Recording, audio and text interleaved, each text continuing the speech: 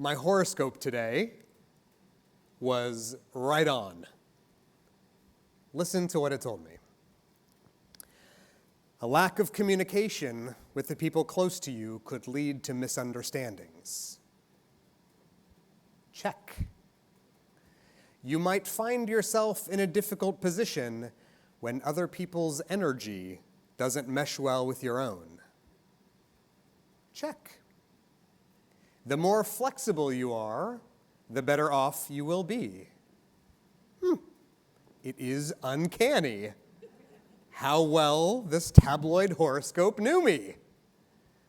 Of course, needless to say, the horoscope is successful exactly because of how generic its advice is. A lack of communication leads to misunderstandings for everybody. Everyone finds it difficult when our energy doesn't mesh with other people's, and everyone does better when we strive to be more flexible. Horoscopes like this can never be wrong because of how generic and easily malleable its predictions are.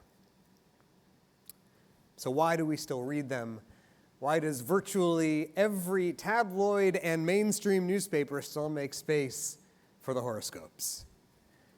Because I think they come to address a primal human need, the desire to be understood, and our hope to find meaning and guidance in our chaotic world by tracing the patterns of the stars or the lines in the skin of our palms. Even in ancient days, many centuries ago, people made their living trying to tell the future and assure the others around them that the magic oracles from whom they took their cues could help them find guidance about what was to come. Being a fortune teller or a prophet in the days of the Bible was a pretty tough gig. If you got your prophecies right, you could count on being revered by your community and rewarded materially. But if you got it wrong too often, you probably wouldn't be able to enjoy very much job security or a very long lifespan for that matter.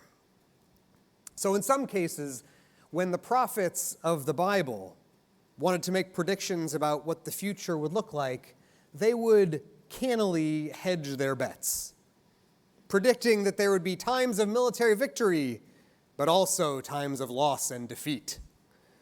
People would enjoy prosperity and blessing, but they might also suffer hunger and privation. Just like my tabloid horoscope, they knew that if you make a prediction vague enough, the odds are good that it will come true in one way or another. Now, sometimes if you read carefully, you can catch the Bible in the act, trying to have it both ways.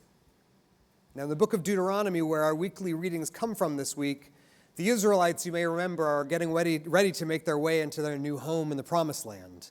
And Moses is playing fortune teller, making predictions about what life will be like after they settle down on the other side of the Jordan River. Here's what he tells them. There will be no needy among you, since God will have blessed you in the land that you are being given, provided that you obey God and uphold the commandments. But if there is a needy person in your midst, do not harden your heart and refuse to help him. Rather, open your hand and give him whatever he needs. For there will never cease to be needy people among you, which is why I commanded you to give generously to the poor in your midst. I hope you caught what the Bible was doing. In the span of just those few verses, it gives 3 separate predictions about things will be like economically in the Promised Land. There will be no needy. If, however, it turns out that there are needy people in the Promised Land. And number 3, there will never cease to be needy people among you. It is a perfect textbook example of ancient Israelite fortune-telling. No matter what happens, we can turn to the Bible and pick one of those verses and see, aha! You see, the Bible's prediction came true. But this leaves us today with a certain difficulty. If we believe that the Bible has something worthwhile to teach us, and if we believe that Moses' instruction to the Israelites are something that we can find guidance in, how do we make sense of what seems like pure equivocation? What seems like the biblical version of my horoscope, written in such a way that it will always seem to have come at least a little bit true in any circumstances. There's at least one major point that needs to be made when we're thinking about this.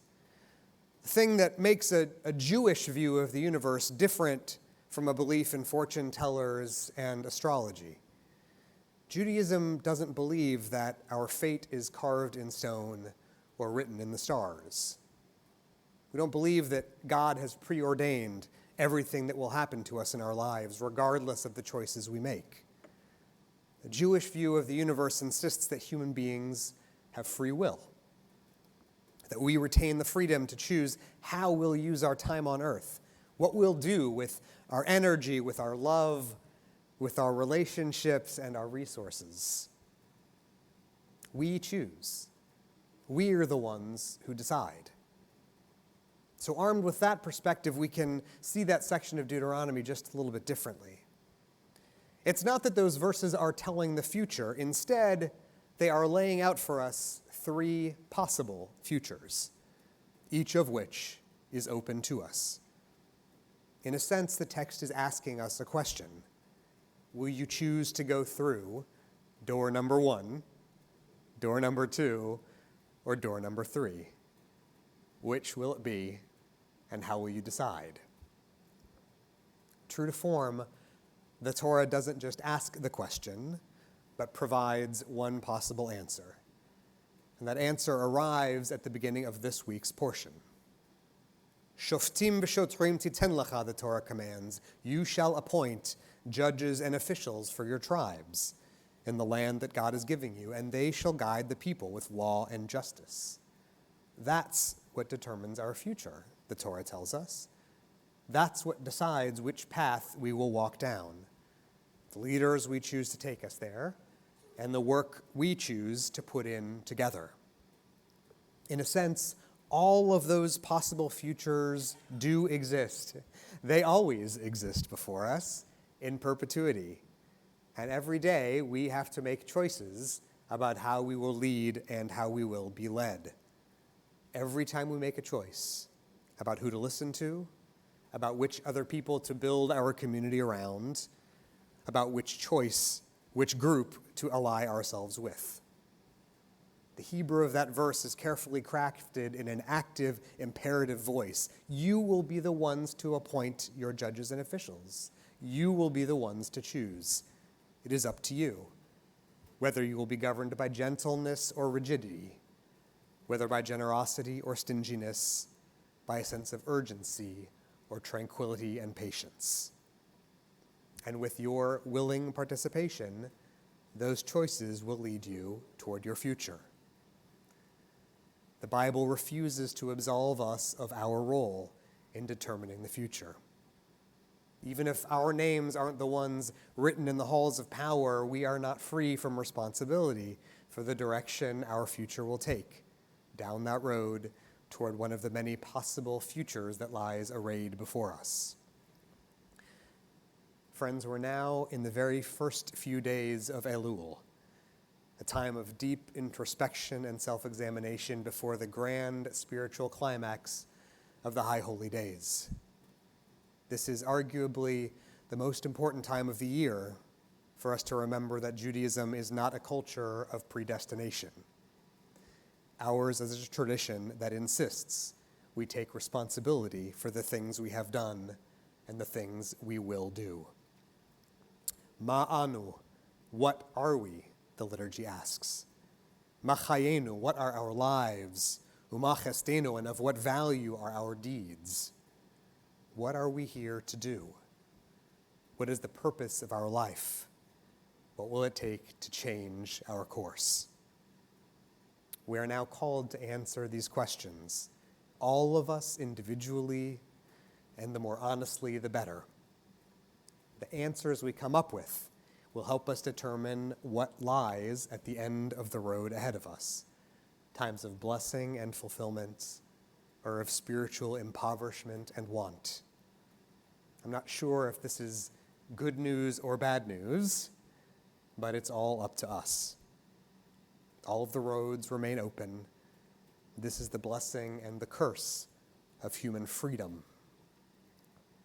So at the end of the day, the road that we will find ourselves on is not written in the stars, but it remains in our own hands for us to choose every day how we will move forward and what future we will build for ourselves, our families, and our world. Shabbat Shalom.